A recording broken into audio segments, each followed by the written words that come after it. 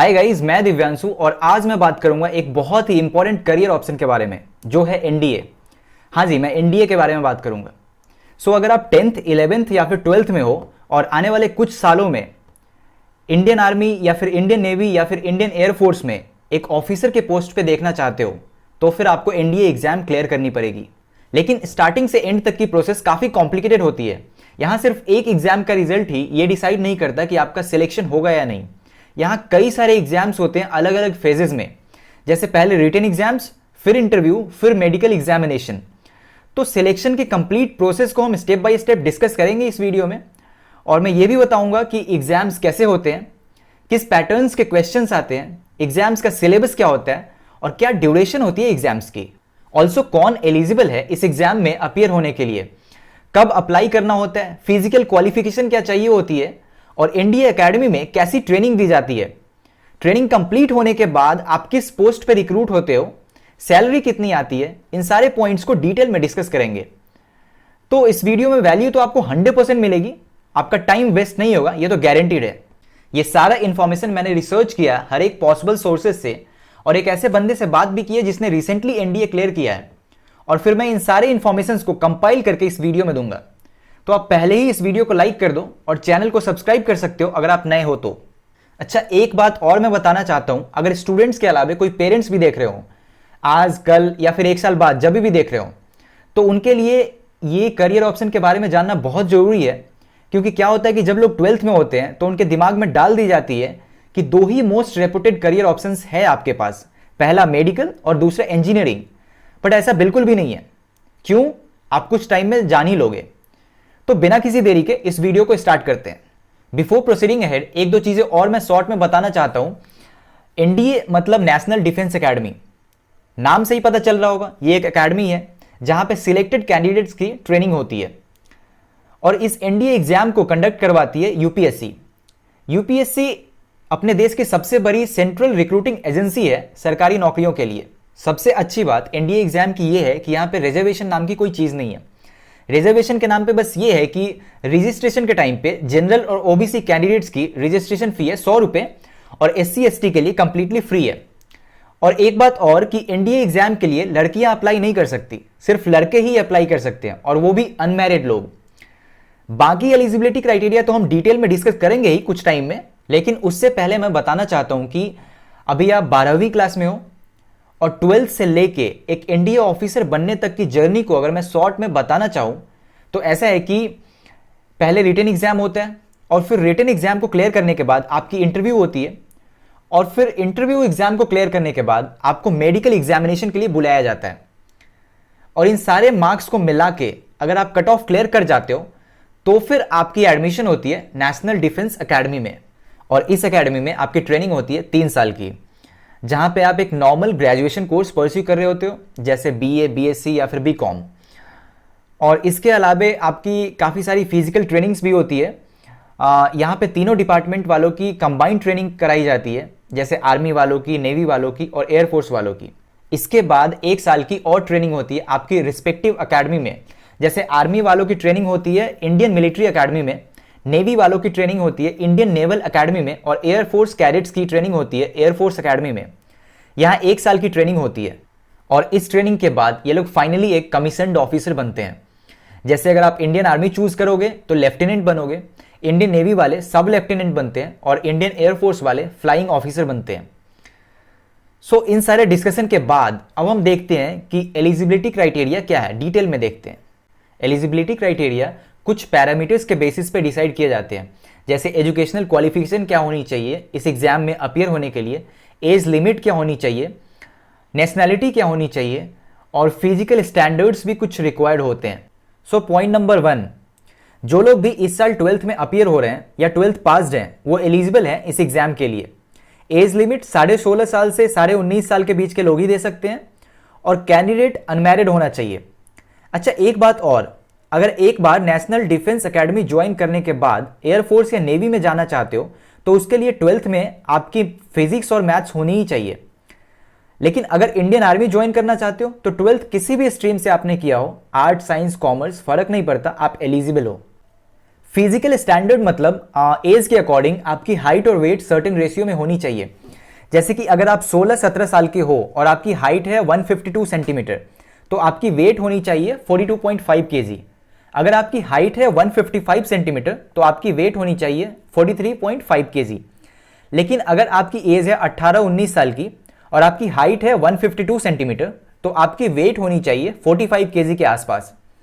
10% तक की variation acceptable है।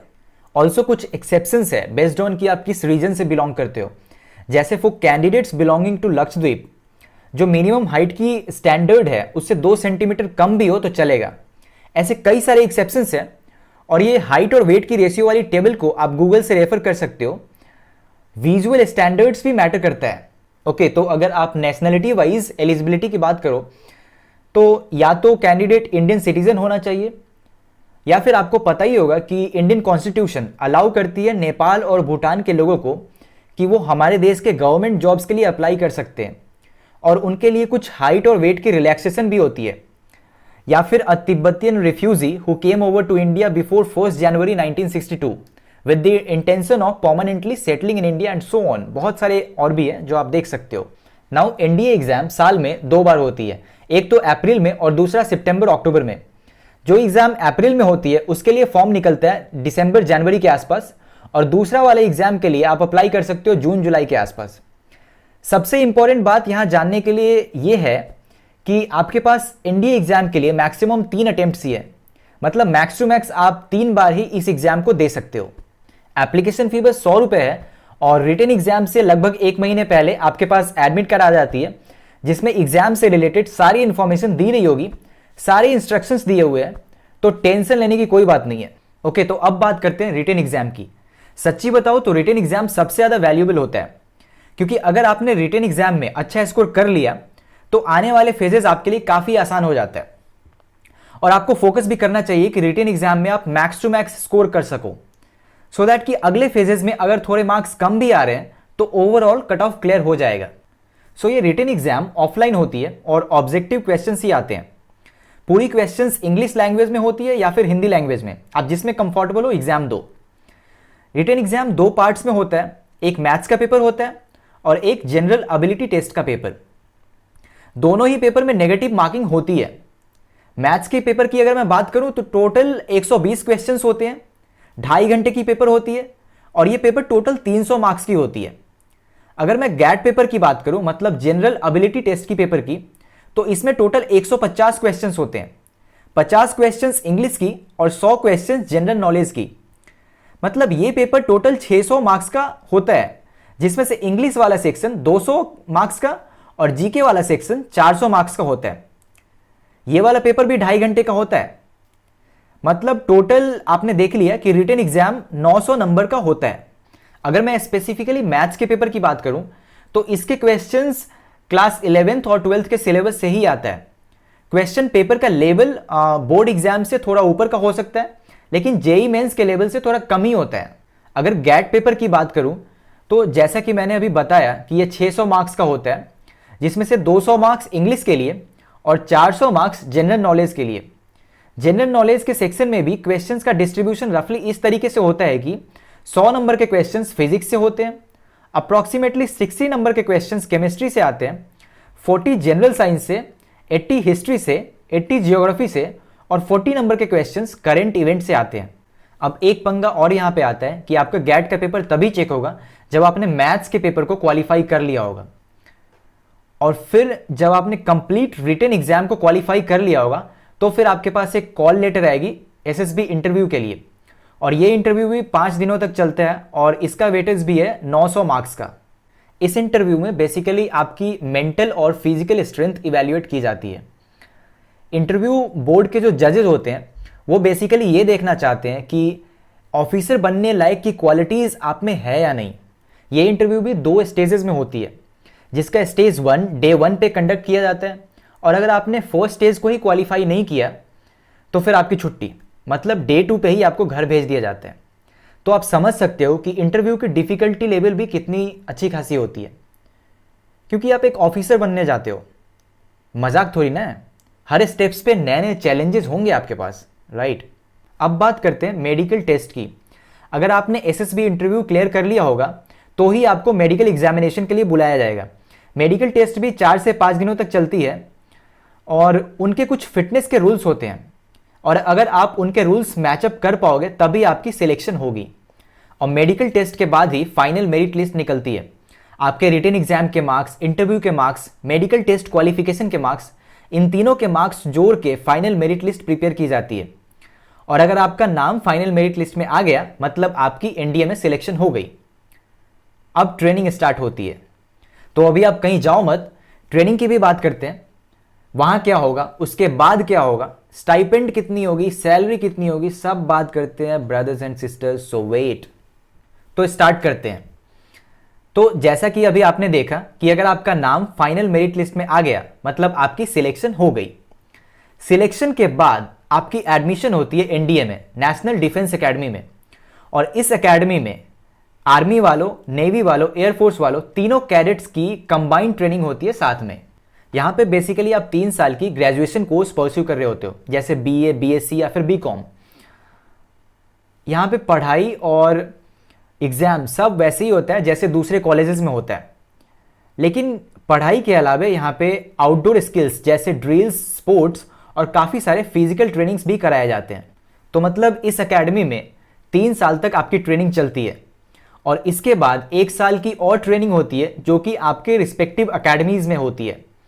जैसे आर्मी कैडेट्स को इंडियन मिलिट्री एकेडमी में भेज दिया जाता है जहां उनकी स्पेशल ट्रेनिंग 1 साल की होती है।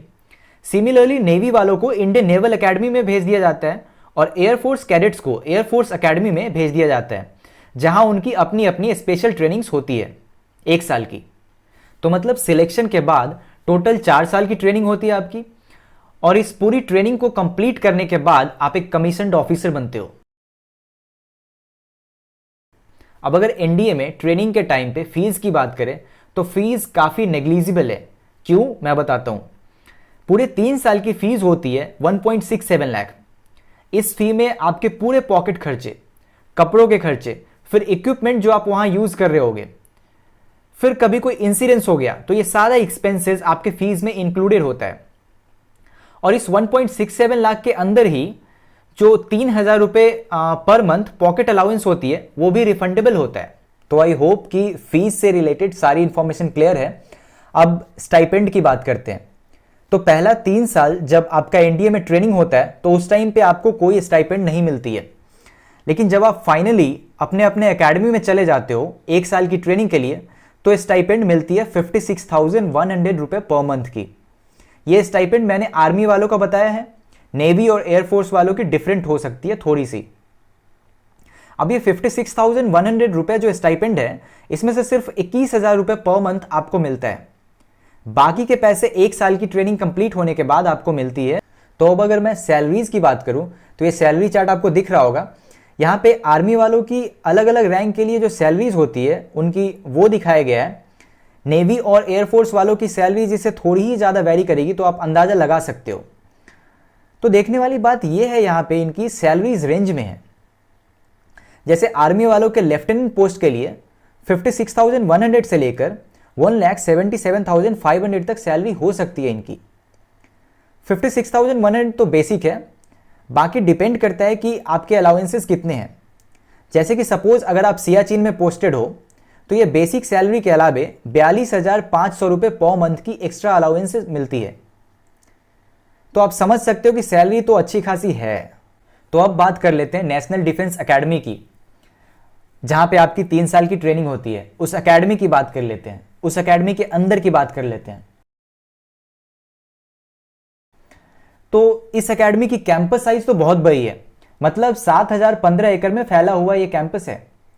अगर आप बेस्ट इंजीनियरिंग कॉलेज की बात करो तो वो है आईआईटी बॉम्बे और इसकी कैंपस साइज है 550 एकड़ के आसपास।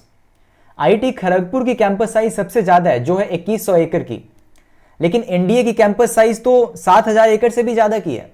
टॉप क्लास का इंफ्रास्ट्रक्चर है यहाँ पे, जहाँ वेल मेंटेन्ड क्लासरूम और लैब्स हैं, ओलंपिक साइज इतनी बड़ी स्विमिंग पूल्स हैं, जिम्नेजियम है, पोलो ग्राउंड्स है, बड़ा सा क्रिकेट स्टेडियम है, 32 तो फुटबॉल फील्ड्स हैं और कई सारे स्क्वॉश और टेनिस कोर्ट्स हैं। मतलब ट्रेनिंग के टाइम पे एक अच्छी खासी लाइफ होगी, ये तो गारंटीड है। और जैसे और कॉलेजेस में बहुत सारे क्लब्स होते हैं, वैसे ही इस एकेडमी में भी बहुत सारे क्लब्स हैं। आउटडोर क्लब्स है मार्शल आर्ट्स के लिए, गोल्फ के लिए, पैराग्लाइडिंग के लिए and so on. Similarly arts, classical music, dancing, dramatics के लिए इंडोर क्लब्स भी हैं। तो फैसिलिटीज तो टॉप क्लास की है यहाँ पे ऑफ कोर्स। मतलब एग्जाम्स थोड़े टफ होते हैं, लेकिन उसके बाद की जो लाइफ होती है ट्रेनिंग के टाइम पे वो भी बहुत सही है, फिर सैलरीज भी काफ़ी अच्छी खासी है। So that's it guys for this video. This was all about NDA. अगर आप एनडीए को as a career option choose करना चाहते हो तो उससे रिलेटेड कंप्लीट इंफॉर्मेशन आपको इस वीडियो में मिल गई होगी, आई होप सो। ऑल्सो जो स्लाइड्स मैंने बनाई थी इस वीडियो के लिए, उसकी पीडीएफ लिंक आपको डिस्क्रिप्शन में मिल जाएगा। अगर आपको इस वीडियो को देखने के बाद कुछ समझ नहीं आया होगा तो आप उस पीडीएफ को पढ़ सकते हो।